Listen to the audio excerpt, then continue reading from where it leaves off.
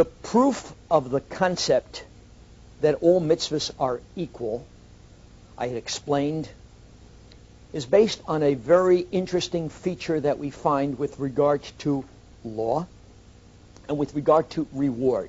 The Mishnah says, because you do not know the reward, she'ein ata yodea matan scharon shel mitzvot, that God has in mind for laws. God doesn't indicate the reward for a good reason.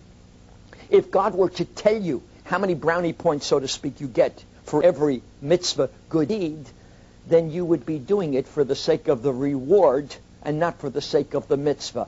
If I tell my son, please bring me something, I'll give you $1 if you do it, then he's not manifesting kibud av, honor of father. He is manifesting kibud the dollar, honor of the dollar, because I've asked him to do it and I'm going to give him something. God doesn't want to indicate that.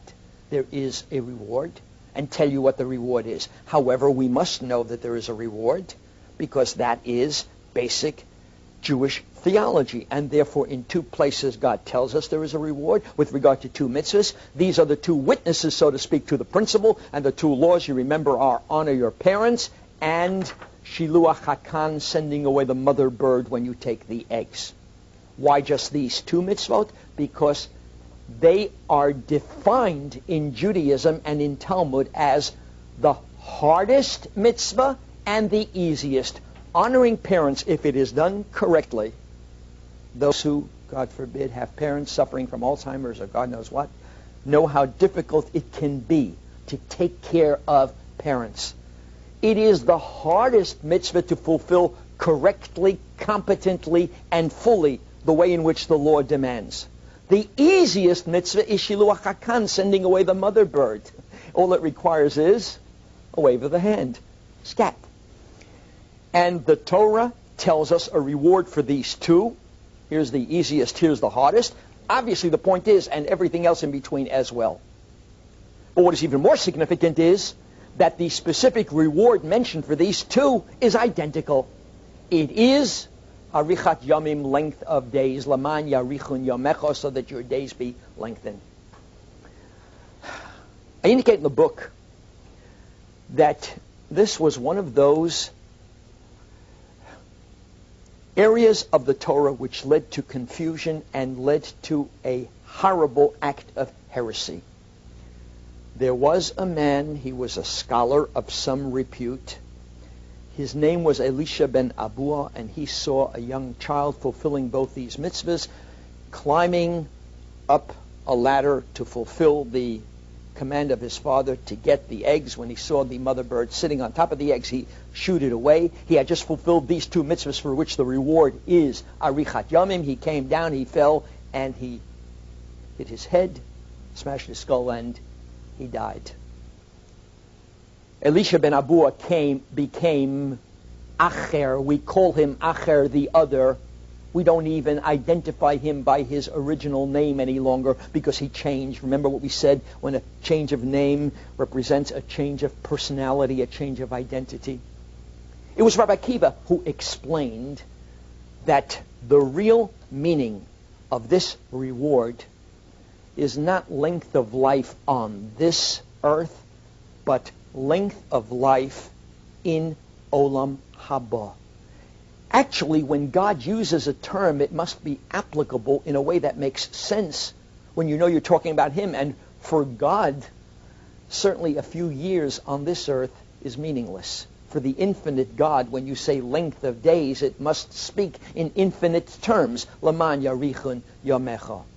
May your days be long. That is the reward that is mentioned.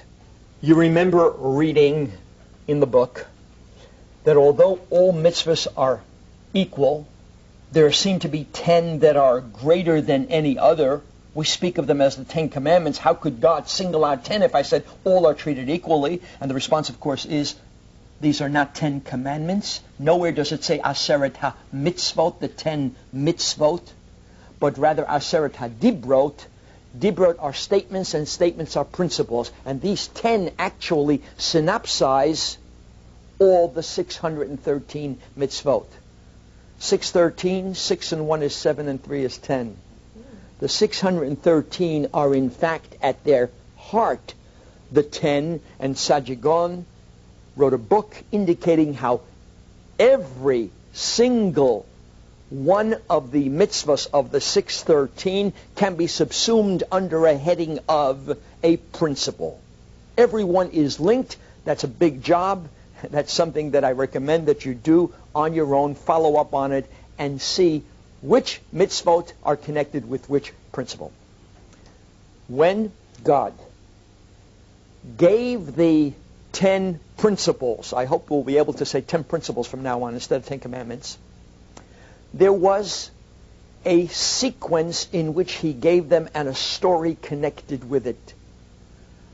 God spoke the first 2. Then the Jewish people said, please, we can't take any more. If we hear any more from you, God, we will die. And so Moshe Rabbeinu, continued with the rest of the 8. So we have to be aware of the fact that although we say that God spoke the 10, that's what he intended to do, but in actual fact, he spoke the first 2, and then Moshe Rabbeinu continued doing the other 8. Rabbi? Yes, Eva. I have a question. Why would the Jews be fearful that they would die if they heard Hashem's voice? That's an excellent question. It seems that somehow today we're off on a little Kabbalistic trend.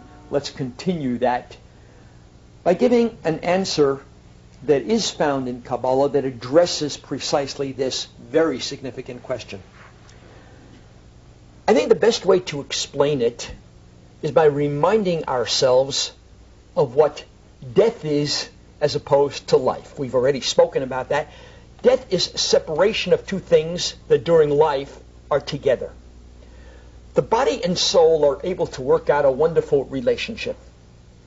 Now, even though there is a law of gravity which pulls my body down as it pulls down everything that is material, the body wants to fall down, but the soul wants to go up.